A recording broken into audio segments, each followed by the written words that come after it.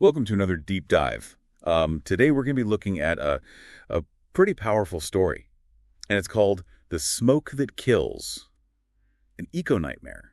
Have you heard of it? I have, yeah. It's a tough read, but important. Yeah, definitely. I think the thing that gets me is it's about something that feels so familiar, so relatable. Yeah. You know, a lot of us have these warm memories of home and family, and maybe even like a specific smell that we associate with that. Right, exactly.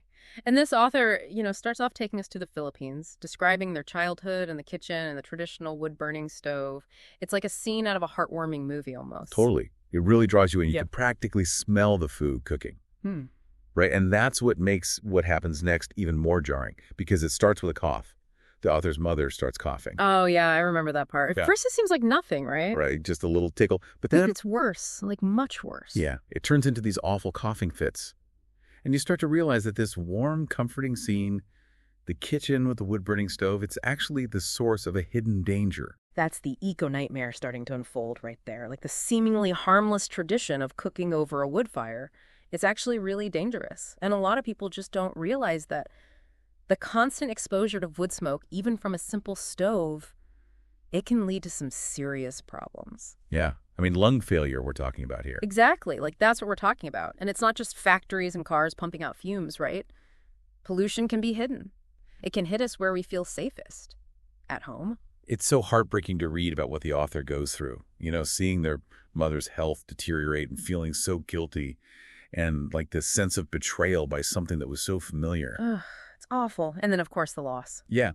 And the way the author described it, using that word poison, it really highlights the fact that there are these unseen threats all around us. Yeah. Things we think are normal could be harming us, and we don't even know it. It's kind of like the silent killer, The threat's there, but you don't see it until it's too late. And we tend to think of pollution as like factories and big cities and traffic jams. Right, you picture smog and all that. Yeah, exactly. But the truth is, the air inside our homes can be just as bad, sometimes even worse. And you know, the author has this one line that really stuck with me. They say, pollution doesn't need to be outside. Sometimes it's inside your home, inside your lungs, and by the time you notice, it's too late. It's scary, isn't it? It is like a punch to the gut. It makes you realize we can't take our safety for granted, even in our own homes. And the thing is, a lot of people, especially in developing countries where these wood-burning stoves are so common, they just don't know the risks. They see it as a way of life, part of their culture. Right, it's a necessity. Exactly. And it's not just wood smoke either. There are so many sources of indoor air pollution that we just don't think about. So what are we talking about here? Like, what kinds of things should we be looking out for in our own homes?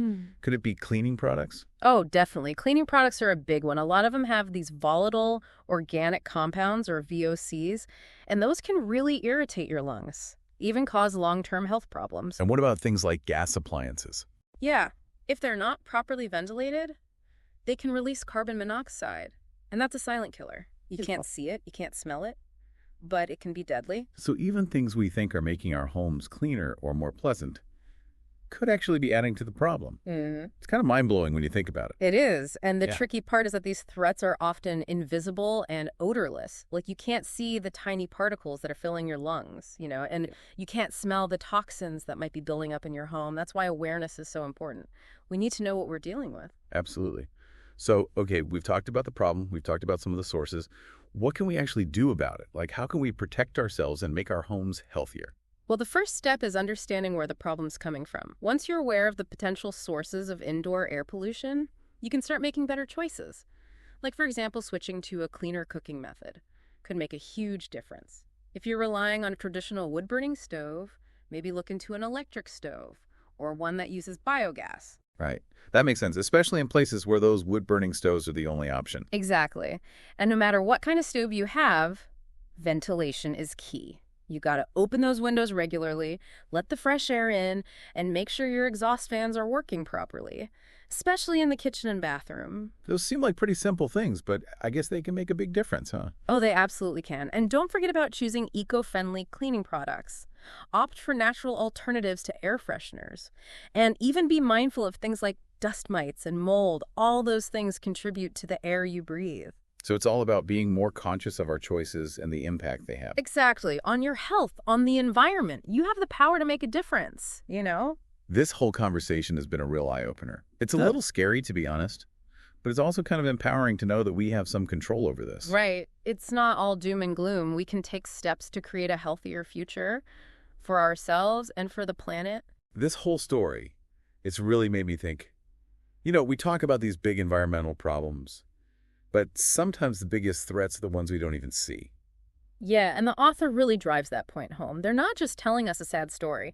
They're calling us to action. It's like a wake-up call to the world. Hey, this is happening, and we need to do something about it. Right. Like, don't just feel bad. Do something. Hmm. So we've talked about some practical steps, like switching to cleaner cooking methods, improving ventilation, and choosing eco-friendly products. But what else can people do? I mean, what can our listeners do to protect themselves and make a difference? I think a big part of it is speaking up, supporting organizations that are working to clean up the air, pushing for stricter regulations on indoor pollutants, and, supporting research into sustainable solutions. There's a lot we can do on a bigger scale. That's a good point. It's not just about our individual choices. It's about advocating for change on a wider level. Exactly, and education is huge, too. The more people understand about indoor air pollution and the risks involved, the better equipped they'll be to make informed choices and push for change. This has been a really eye-opening deep dive, to be honest. It's a little scary to think about all the hidden dangers out there. Yep. But it's also inspiring to know that we can do something about it. I agree. We have the power to make a difference in our own lives and for the planet as a whole. So as we wrap things up here, I want to leave our listeners with a question. What seemingly harmless things in your own life might actually be contributing to a bigger problem, a bigger eco-nightmare?